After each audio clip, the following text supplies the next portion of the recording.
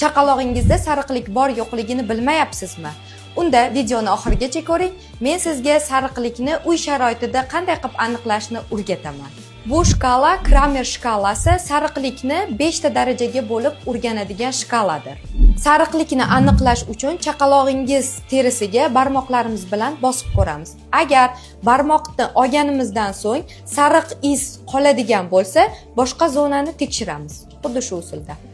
Birinchi daraja asosan yuz sohasigacha bo'ladi va bunda bog'lanmagan bilirubin miqdori 80. Ikkinchi daraja bu qorin sohasigacha bo'ladi va bunda bilirubin miqdori 150. Uchinchi daraja tizzalarigacha bo'ladi va bunda 200 hisoblanadi. To'rtinchi daraja bu xavfli hisoblanib, bunda asosan qo'l, oyoq uchlarigacha sarg'ayish yuzaga keladi. O'zi o'tib ketadigan fiziologik sariqlik asosan ikkinchi darajagacha, ya'ni 150 gacha norma hisoblanadi hamda 14 kun ichida o'tib ketadi.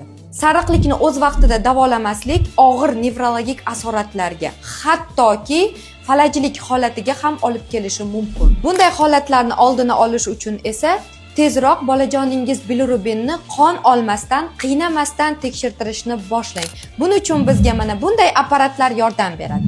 Va minglab ilmiy tadqiqotlar bilan isbotlangan xavfsiz fototerapiya usulini pediatr sifatida tavsiya qilaman.